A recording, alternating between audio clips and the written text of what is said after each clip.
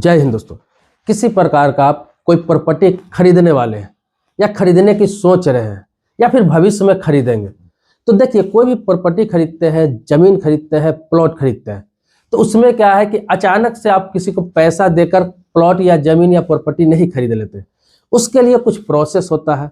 पहले आप उसको बयाना देते हैं, किसी प्रकार का कोई एडवांस देते हैं, टोकन मनी देते हैं, फिर कुछ दिनों का आपका टाइम मिलता है। उस टाइम पीरियड में, चाहे वो 2 महीने का है, 4 महीने का है, 6 महीने का, उस टाइम पीरियड में आप उसको पैसे देते हैं धीरे धीरे करके, फिर वो प्रॉपर्टी, वो जमीन, वो प्लॉट आपके नाम से की जाती है। अब वो चाहे आप किसी बिल्डर के द्वारा ले रहे हैं, किसी ब्रोकर के द्वारा ले रहे हैं, किसी प्रॉपर्टी डीलर के द्वारा ले रहे हैं, या फिर डायरेक्ट आप किसी व्यक्ति से ले रहे हैं, किसी किसान से ले रहे हैं, तो उसमें क्या है कि जब आप बयाना देते हैं, टोकन मनी देते हैं या फिर एडवांस पैसा उसको देते हैं, तो उस समय एक एग्रीमेंट बनता है, जो प्रॉपर्टी से रिलेटेड एग्रीमेंट बनता है, जिसे सेल एग्रीमेंट कहते हैं या सेल एवं परचेज एग्रीमेंट कहते हैं। तो वो जो एग्रीमेंट है, उस एग्रीमेंट को किस तरह से बनाना चाहिए, किस प्रकार से बनाना चाहिए कि भविष्य में उस जमीन पर किसी प्रकार का लिटिगेशन हो, किसी प्रकार का कोई दिक्कत हो, किसी प्रकार का वाद विवाद हो, तो आपका पैसा ना डूबे, आपके साथ किसी प्रकार का कोई धोखा ना हो। आपको लीगल एक्शन लेने के लिए आपके पास कोई वैसा प्रूफ होना चाहिए। कोई उस जमीन पर आपके लेने के बाद ये ना दावा कर दे ये तो मैं खरीद चुका हूं, पहले मुझसे ये जमीन बेचा जा चुका है, तो कुछ भी हो सकता है। तो इसके लिए आपको जब एग्रीमेंट कराते हैं, तो उस एग्रीमेंट में आपको क्या क्या लिखवाना है, सारे जो लीगल चीजें होती है लिखना ही है। उसके साथ साथ आपको ये चीज ऐड कराना है जो आमतौर पर लोग ऐड नहीं कराते हैं, उस चीजों को लिखते ही नहीं है। वो ज्यादातर इसी चीज का जिक्र करते हैं एग्रीमेंट में कि मैं इस जमीन के बदले इतना इतना पैसा एडवांस ले रहा हूँ, खाता नंबर ये है, खेसरा नंबर ये है, रकबा ये है, चौहद्दी ये है, सारा चीज लिख लेते हैं। इस तारीख से इस तारीख के बीच में सारा पेमेंट आ जाना है, इस तारीख को मैं इनको रजिस्ट्री कर दूंगा, यही सब सारी बातें लिखी होती है। लेकिन इस तरह का साधारण सा एग्रीमेंट आपको नहीं बनाना चाहिए, इसी को लेकर धोखा होता है। वो सारी बातें तो लिखी रहेगी, इसमें ऐड आपको क्या चीज करना है, जो व्यक्ति एग्रीमेंट बना रहा है, जो जमीन बेच रहा है, उनके द्वारा कि इस जमीन पर किसी प्रकार का कोई वाद विवाद नहीं है, किसी प्रकार का कोई बंटवारा का मैटर नहीं है। अगर किसी प्रकार का वाद विवाद होता है, किसी प्रकार का इस पर मुकदमा पाया जाता है, तो इसका जिम्मेवार मैं स्वयं हूंगा। किसी प्रकार का इससे कोई नुकसान होता है, हर्जाना खर्चा सारा नुकसान की भरपाई करना मेरी जिम्मेदारी होगी।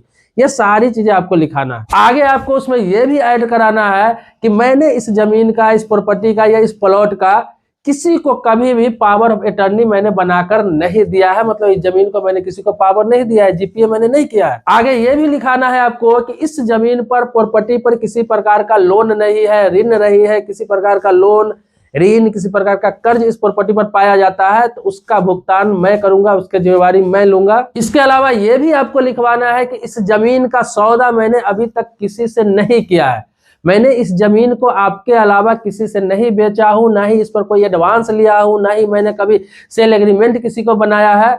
अगर भूलवश या फिर अनजाने में अगर कभी बन भी गया होगा तो उससे निरस्त समझा जाए। तो जितने भी लीगल चीजें उसमें लिखी जाती है, उसके अलावा ये 3, 4, 5 चीजें जरूर आप ऐड कराएं, ताकि आपके साथ इसमें से किसी भी प्रकार का कोई विवाद सामने आता है तो उसकी जिम्मेवारी उसका होगा जो जमीन बेच रहा है, और उसका भुगतान आपके हर्जे के साथ, खर्चे के साथ, आपके नुकसान के साथ, ब्याज के साथ उसे करना होगा। तो ये सारे चीजें आप सेल एग्रीमेंट में जरूर लिखवाएं, क्योंकि आमतौर पर क्या होता है कि लोग यही लिखवाते हैं कि मैंने इनको इस जमीन पे इतना पैसा दिया है, इतना और देना है, इस तारीख को जमीन रजिस्ट्री होनी है। आप इन चीजों को समझिए तो आपका पैसा डूबने से बचेगा। आगे आपको यह भी बता दे रहा हूं कि अक्सर लोग गलती ये करते हैं कि जैसे जमीन बेचने वाला व्यक्ति, प्लॉट बेचने वाला व्यक्ति जो बेच रहा है, जो आपको लिख रहा है, जब जमीन आप उससे रजिस्ट्री करा लेते हैं, जमीन उनसे लिखवा लेते हैं, तो वो क्या बोलते हैं आपसे कि अब तो जमीन मैंने आपको रजिस्ट्री कर दिया, तो आपको पेपर मिल गया, अब एग्रीमेंट का कोई काम नहीं है। या तो आप एग्रीमेंट को फाड़ दे या फिर ये एग्रीमेंट आप मुझे सौंप दे, आपको तो अब जमीन मिल गया, आपको तो जमीन मैंने रजिस्ट्री कर दिया। ये भूल आप कभी भी ना करें। आपने एग्रीमेंट बनाया, आपने उसका फुल पेमेंट कर दिया, सारा एग्रीमेंट पर आपने उस पर चढ़ाया हुआ है, इस एग्रीमेंट को आप उससे ना दें, क्योंकि आपने फुल पेमेंट कर दिया, इस एग्रीमेंट पर सारा आपने चढ़ा लिया, सिग्नेचर भी आप उससे करा लिया, आपने भी कर दिया हुआ है, तो उस एग्रीमेंट को आप उसे इसलिए नहीं दे कि ये भी एक प्रूफ के तौर पर रहेगा। क्यों? क्योंकि सारी चीजें जो मैंने आपको बताया वो सारी चीज पर लिखा हुआ है। कल हो के कोई दिक्कत होता है तो रजिस्ट्री कर दिया तो उसी दिन तक वो वैलिड माना जाएगा, उसके बाद तो आपने फाड़ के फेंक दिया या उसको दे दिया तो आपको देगा नहीं दोबारा। तो फिर उस तरह के कोई विवाद आता है तो आप किस चीज से साबित करेंगे? वही एग्रीमेंट आपको एक शपथ पत्र के तौर पर काम करेगा, एक प्रूफ के तौर पर काम करेगा, या कोर्ट में एक एविडेंस के तौर पर काम करेगा कभी कुछ लफड़ा होता है तो वो जो होता है एग्रीमेंट, तो आप जमीन रजिस्ट्री किसी से करा रहे हैं, किसी प्रकार का प्लॉट, तो रजिस्ट्री कराने के बाद आप मोटेशन के लिए अप्लाई कर दे, मोटेशन करा ले, जो भी प्रक्रिया है वो सारे करा ले, फिर भी आप उस एग्रीमेंट को हमेशा अपने पास रहे एक सुरक्षा के दृष्टि से, और वो अपने रजिस्ट्री के साथ, केवाला के साथ हमेशा रखे, ताकि आपको पता रहे किस तरह के कोई विवाद कभी भी सामने नहीं आया है और ना आए और आ ना जाए। उससे निपटने के लिए आपको यह प्रूफ के तौर पे रखना पड़ेगा। अगर नहीं आता है किसी प्रकार का कोई विवाद तो कोई दिक्कत ही नहीं है। लेकिन वो जो एग्रीमेंट होता है, जो सेल एग्रीमेंट होता है, वो जमीन खरीदने वाले की संपत्ति हो जाती है एक तरह से। इसीलिए वो कभी भी न फाड़े न लौटाए, वो आप अपने रजिस्ट्री पेपर के साथ, डीड के साथ, केवाला के साथ, बैनामा के साथ उसको हमेशा अपने पास रखें। एक चीज और ऐड करना चाहूंगा, जो एग्रीमेंट आप कराते हैं सारी चीज तो आपने ऐड कर लिया, और विटनेस उसमें जरूर डाले। आप विटनेस ऐसे लोगों को डाले जो आपका पक्षधर हो। कभी भविष्य में किसी प्रकार का विवाद उत्पन्न होता है, किसी प्रकार का कोई दिक्कत होती है, तो वो व्यक्ति आपके पक्ष में बात कर सके, आपके पक्ष में बोल सके, ऐसे व्यक्ति को आप गवाह उसमें रखे। क्यों? क्योंकि पैसा आप दे रहे हो ना उनको, प्रॉपर्टी आप खरीद रहे हो, पैसा आप पेमेंट कर रहे हो, उस प्रॉपर्टी के बारे में बहुत सारी जानकारी आपके पास नहीं है। तो आप कोशिश करें कि अधिक से अधिक विटनेस हो, मिनिमम तो 2 हो ही, कोशिश करें 3 भी हो जाए, 4 भी हो जाए तो और अच्छी बात है।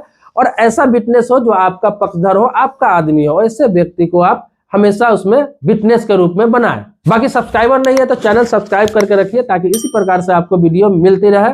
लेकिन सब्सक्राइबर है पहले से, वीडियो आप मेरा देखते हैं, तो इसके लिए धन्यवाद करता हूँ आपका, आभारी हूँ आपका। नेक्स्ट वीडियो में मिलते हैं आप ही के मुद्दों के साथ, तब तक के लिए शुक्रिया, धन्यवाद, जय हिंद दोस्तों।